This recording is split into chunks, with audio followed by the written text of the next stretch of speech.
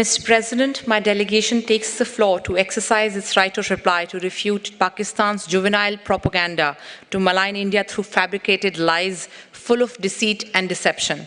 We condemn the unwarranted comments made by Pakistan on the judgment of the Supreme Court of India. The judgment is about the rule of law, equal respect for all faiths, concepts that are alien to Pakistan and its ethos. So while Pakistan's lack of comprehension is not surprising, their pathological compulsion to comment on our internal affairs with the obvious intent of spreading hatred is condemnable.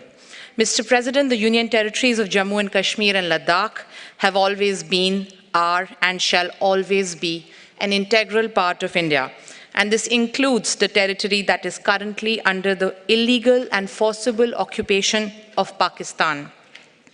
UNESCO's membership is well aware of its constitution, which states that, with a view to preserving the independence, integrity, and fruitful diversity of the cultures and educational systems of the member states of the organization is prohibited from intervening in matters which are essentially within their domestic jurisdiction.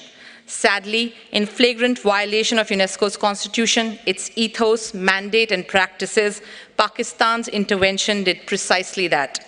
Pakistan's intervention is an interference in India's internal affairs. It is unacceptable and we reject it.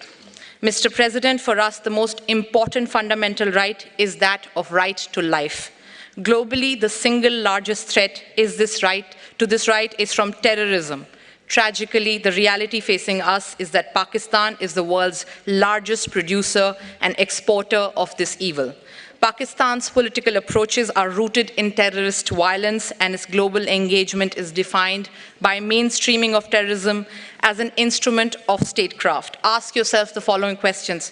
In which country were the perpetrators of 9/11 and 26/11 terror attacks discovered? Where were Osama bin Laden and Mullah Omar found? Which country is home to 130 UN-designated terrorists and 25 terrorist entities listed by the UN as of today? Which is the country where organizations such as Hizbul Mujahideen, Jamaat-ul-Dawa, Lashkar-e-Taiba, and many other banned terrorist outfits openly conduct their activities, collect funds from the streets, and run their offices with active support of the state machinery? Which country is the leader in aiding, abetting, and financing of terrorist activities? The army of which country massacred millions of its own citizens just because they spoke a different language? The answer to these questions is Pakistan. We, the UNESCO and the global community, certainly do not need Pakistan, this hub of global terrorism, to be waxing eloquent on internal affairs of my country.